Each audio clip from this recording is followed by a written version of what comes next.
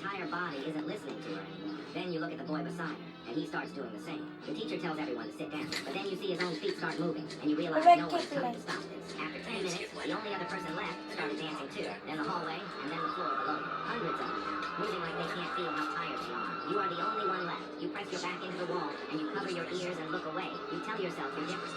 For a while, it works. Everyone is dancing except you. Then your leg starts moving. You push it to the floor with both hands, but they let go on their own after a few seconds. You move on the wall. This is mass psychogenic dance. Same thing as the 400 people in Strasbourg danced until their bodies gave out in 1518. Now you're on the round two, while the rest of the school dances over. The girls just suddenly started dancing in the middle of math class. At first you start laughing with your friends. To stay alive, I ran into the women's restroom. I was about to escape through the window when I realized it had already been sealed shut with steel bars. In that moment, I grabbed a metal rod, smashed the mirror, tied the broken glass to the window frame, and looked outside. Their attention was focused ahead. I knew this was my chance. I rushed upstairs and made as much noise as I could to lure them away. Then I doubled back, sprinted the other direction, and made it all the way to the rooftop. People were everywhere below me. I was completely surrounded. I knew I couldn't stay there. I had to get back to my room and grab my backpack. I threw a cable down, gripped it tight, and slowly slid down until I reached my window, but it wouldn't open from the outside. I wrapped a towel around my hand and smashed the glass. The crash instantly gave away my position. I climbed inside, threw on my clothes, grabbed my gear, and wasted not even a second. The door was about to be broken down, so I took off running and leaped out the window. Their leader was clapping, thinking he had already won, but they underestimated me. I grabbed the table, swung hard, and straight into the room next door. Before I could even catch my breath, I realized all of this was being live-streamed. A drone was following me the whole time. This wasn't a normal manhunt. It was a game. If I survived for 40 days, I'd win $1.1 billion. For my daughter, I had no choice. I stared at the drone, furious. The hunters were closing in, so I pulled out a grenade, threw it, detonated it, and used the chaos to run into the basement. It was pitch black inside, so I lit a magazine for light. The people outside were getting closer too. Then I noticed a group of rats scrambling into a sewer drain. I reacted instantly, lifted the cover, and slipped inside just as the hunters arrived. Somehow, I escaped and survived another round. Then I started recording my daily report. According to the rules, I had to update them every single day. I'm still here. After leaving the sewer, I ran into a kid on the street. He recognized me and brought me back to his house. That's when I learned he and his brother were both huge fans of mine. They knew everything about this game. This game was never meant to be won. Nobody had ever survived past 30 days. People everywhere would sell out contestants for money. The higher the ratings got, the longer they dragged the game out, squeezing every last bit out of the players before ending the show. And me, I had barely made it through round one. My exposure was growing fast, and that meant it would only get harder from here. So they decided to help me move to another city. 10 days passed. In the new city, I disguised myself as a blind man and hid every day while recording my required updates. But it didn't last long. A street cleaner recognized me, reported my location, and soon the hunters came rushing in. To stay alive, I ran for my life, and finally jumped into a moving train, barely escaping. Meanwhile, the last remaining contestant on the show wasn't so lucky. He was recognized by someone and burned alive. Just like that, I became the only survivor left in the game. Now I had to find somewhere no one would ever think to look. Do you think I can win this whole thing? I was preparing to take out the president. First, I deliberately fired a shot at the wall while watching the direction and speed of a toy hero. That told me everything I needed to know about the bullet's drift from wind and distance. After adjusting my scope, I fired again and hit dead center. From that point, all I had to do was hold my breath and stay focused. When the president appeared, I squeezed the trigger and delivered the fatal shot. Security immediately grabbed binoculars to hunt for the shooter, but I stayed in position with my sniper rifle, deliberately creating a glint to make sure the bodyguards would spot me. Once I confirmed I'd been detected, I quickly broke down the rifle. I packed the components into my suitcase and planted a timed explosive under the bed. Making the room itself a target was the only way to properly cover my tracks. Before leaving, I hit the fire alarm to draw police attention, and calmly got into my pre-positioned car and drove away from the hotel. When the fleet of squad cars arrived, I circled back. I drove the bomb-rigged vehicle back to the parking garage, then switched to my real getaway car. Even if the first car got caught on surveillance, the cops would never be able to trace it back to me. When the SWAT team stormed the room, they walked straight into my explosive trap. The violent blast destroyed all fingerprints fingerprints and evidence. At the same time, my decoy car also exploded, wiping out Let's every go. trace I'd left behind. I I had like vanished that. like a ghost who'd never set foot in the place. But what caught me off guard was that highway security checkpoints had been ramped up fivefold.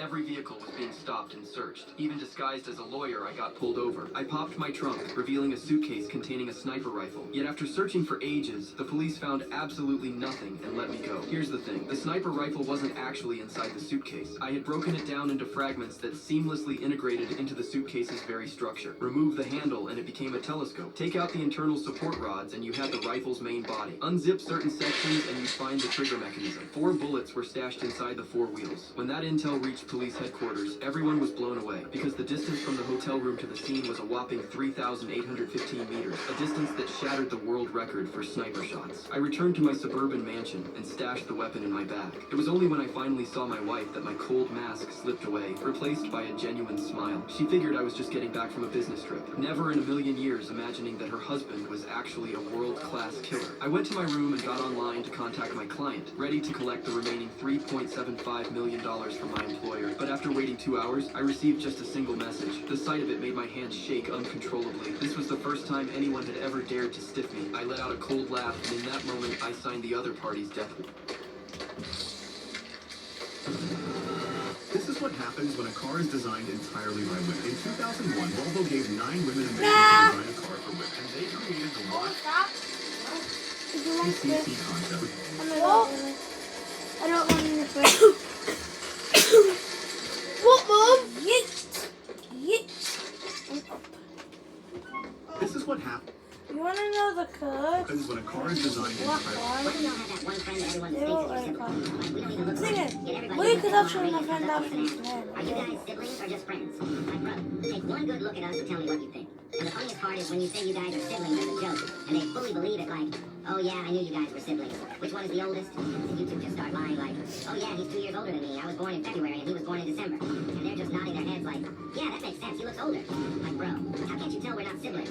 We're not even the same skin shade. I look like a burnt, crispy potato that got left in the oven too long, and they are paler than snow. And then they start trying to find similarities that don't even exist.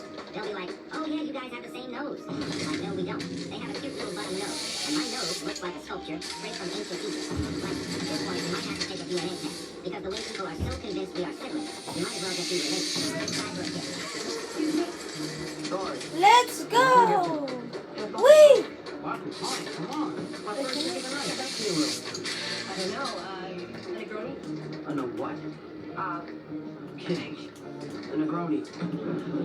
First made in 1919 by Count Camillo Negroni, when he swapped soda water with the usual drink, the Americano, Kaboom. Excuse me? Sorry. If I were hunted by the immortal snail, here's how I'd survive. First thing, I run. If it touches me even once, I die. So I arrive at the nearest airport and Google, how fast are snails? 0.03 miles per hour. Immediately, I fly 9,000 miles away from America's coast, landing in Indonesia. Doing the math, this distance would take the snail 300,000 hours to reach me, or 34 years. Not bad. But there's only one problem. The paranoia. What if it finds a boat and makes it here in 10 years? I'd be unprepared. So instead, I buy a boat, hire a welder, and equip a hazmat suit. Soldering the immortal snail inside of a tungsten cube, we ride 5,000 miles out from the Let's go. California coast. In my suit, I Jump! safely take the tungsten cube, dropping it in the water. It slowly falls for 10 days, traveling 7 miles deep until it reaches the bottom of the Mariana Trench. At this point, I should be safe. Subscribe. If I were hunted by the immortal... If I have 200 views, My way. Okay, Not this. that's why I invented Hey, this bit is in the trailer, actually. non-permanent adhesive that just dissolves in water. Plus, it's non-toxic and safe for kids. After all, Lego is created for kids by kids. To use Lego glue, just apply a little bit to each brick, let it sit, and you're good to go. So the next time this happens, you just pick it right on up and keep on playing. And the best part, just soak them in water and they come apart like brand new again. So sharks, who wants to stick with me and help me stop those messy breakups? With leg grip. Right. Good job. Hey, who wants me to get them? Well, I have to stop the video now. I will get them out in the next video.